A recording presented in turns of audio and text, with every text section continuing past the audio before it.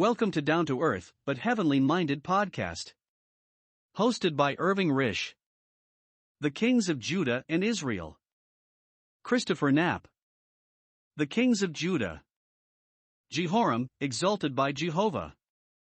1 Kings 22 verse 50, 2 Kings 8 verses 16 to 24, 2 Chronicle 21.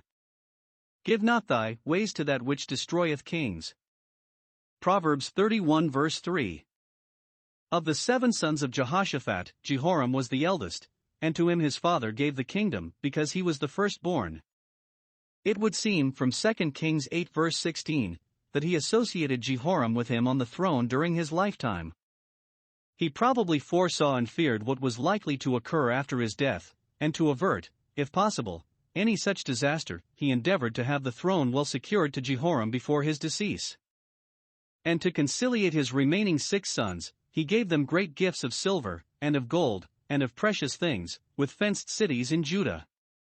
They were not, probably, all children of one mother, as 2 of them bear exactly the same name Azariah. This would make dissension among them all the more likely, and it is a warning to all to see Jehoshaphat ending his days with this threatening storm cloud hanging over his house. It was all the result of his ill-advised alliance with the ungodly house of Ahab, and what he sowed he, by dread anticipation at least, reaped. And his posterity were made to reap it actually, in a most terrible way. Now when Jehoram was risen up to the kingdom of his father, he strengthened himself, and slew all his brethren with the sword, and divers also of the princes of Israel. He had married the daughter of a murderer, 2 Kings 6 verse 32, and as a natural consequence he soon imbrued his own hands in blood. Jehoram was 32 years old when he began to reign, and he reigned 8 years in Jerusalem. And he walked in the ways of the kings of Israel, like as did the house of Ahab, for he had the daughter of Ahab to wife, and he wrought that which was evil in the eyes of the Lord. Decadence of power at once set in, which the neighboring nations were not slow to perceive and take advantage of. In his days the Edomites revolted from under the dominion of Judah, and made themselves a king. Then Jehoram went forth with his princes, and all his chariots with him, and he rose up by night, and smote the Edomites which compassed him in, and the captains of the chariots. This happened at Zair, 2 Kings 8 verse 21, in Idumea, south of the Dead Sea. He barely escaped destruction or capture, being surrounded by the enemy. He managed to extricate himself by a night surprise, but the expedition was a failure. So the Edomites revolted from under the hand of Judah unto this day. The spirit of rebellion spread, the same time also did Libnah revolt from under his hand, because he had forsaken the Lord God of his fathers. His attitude toward idolatry was the exact reverse of that of his father.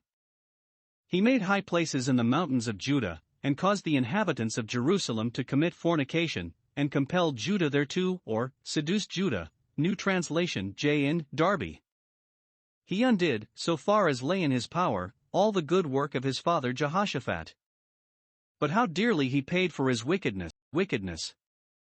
And there came a writing to him from Elijah the prophet, written prophetically before his translation, evidently, saying, Thus saith the Lord God of David thy father, because thou hast not walked in the ways of Jehoshaphat thy father, nor in the ways of Asa king of Judah, but hast walked in the way of the kings of Israel, and hast made Judah and the inhabitants of Jerusalem to go a-whoring, like to the whoredoms of the house of Ahab, and also hast slain thy brethren of thy father's house, which were better than thyself. Behold, with a great plague will the Lord smite thy people, and thy children, and thy wives, and all thy goods, and thou shalt have great sickness by disease of thy bowels, until thy bowels fall out by reason of the sickness day by day. Elijah's ministry and field of labor had been, it would seem, exclusively among the 10 tribes, the kingdom of Israel. But the servant of God is used here for a message to the king of Judah. And as it was prophesied to him, so it came to pass. The Lord stirred up against Jehoram the spirit of the Philistines, and of the Arabians, that were near the Ethiopians, and they came up into Judah, and brake into it, and carried away all the substance that was found in the king's house, and his sons also, and his wives, so that there was never a son left him, save Jehoahaz, called Ahaziah, 2 Chronicles 22 verse 1, the youngest of his sons. And after all this, terrible as the stroke was, the Lord smote him in his bowels with an incurable disease. And it came to pass, that in process of time, after the end of 2 years, his bowels fell out by reason of his sickness, so he died of sore diseases. And his people made no burning for him, like the burning of his fathers. What a terrible recompense for his murders and idolatries! God made a signal example of him, that his successors might see it and fear. 32 years old was he when he began to reign, and he reigned in Jerusalem 8 years, and departed without being desired, regretted. Howbeit they buried him in the city of David, but not in the sepulchres of the kings. He is one of the most unlovely of all the kings of Judah. Exalted by Jehovah, he was for his wickedness thrust down to a dishonored grave. He took the kingdom when raised to its highest glory since the days of Solomon, and left it, after a reign of 8 short years, with Ichabod, the glory is departed, written large upon it. The proverb, one sinner destroyeth much good, Ecclesiastes 9 verse 18, was sadly exemplified in this unhappy Jehoram's life.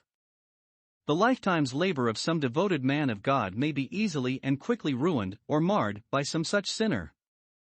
We see this illustrated in the case of Paul.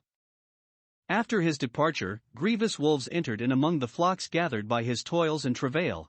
Also of their own selves men arose, speaking perverse things, to draw away the disciples after them.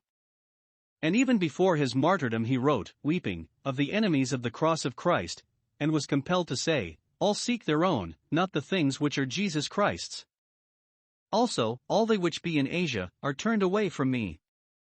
And one has only to compare the writings of the earliest Greek fathers, so-called, with the writings of the apostle, to see how widespread and complete was the departure from the truth of Christianity.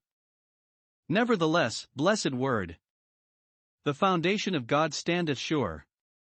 And the exhortation is, let every one that nameth the name of the Lord depart from iniquity, 2 Timothy 2 verse 19. Oh, let not me be the sinner to destroy the work of God, Romans 14 verse 20.